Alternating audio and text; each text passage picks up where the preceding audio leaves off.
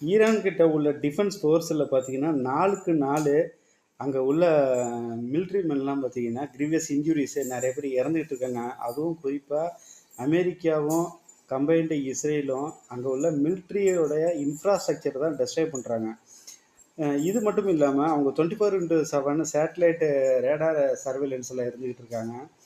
அதே போல உள்ளேயும் சரி, வெளியிலயும் சரி, அந்த தேசத்த சுத்தி என்ன பண்றாங்கன்னா, அமெரிக்காவும், இஸ்ரேலும் பிளாக்கேட் பண்ணிட்டாங்க. பிளாக்கேட்ன்னு பார்த்தீங்கன்னா, உள்ள இருந்து வெளியில சோர்சஸ் எதுவும் கிடைக்காது. அதேபோல வெளிநாடுகள்ல இருந்து அந்த உள்நாட்டுக்கு சோர்சஸ் கிடைக்காது.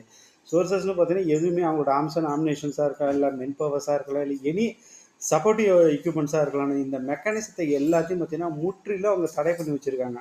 இதனால இதே போல கல்ஃப் கண்ட்ரீஸ்ல வந்துட்டு கல்ஃப் வார் நடக்கிறப்ப பார்த்தீங்கன்னா, 1990, 91 சதாம் ஹுசேன் என்ன பண்ணாரு, அப்பவும் மென் பவர்லாம் மிலிட்டரியில ரொம்ப குறைஞ்சிட்டாங்க, ஷார்ட்டேஜ் ஆகுது. அப்போ அங்கே உள்ள பெண்களே பார்த்தீங்கன்னா ஏகப்பட்ட தூக்க ஆரம்பிச்சிட்டாங்க.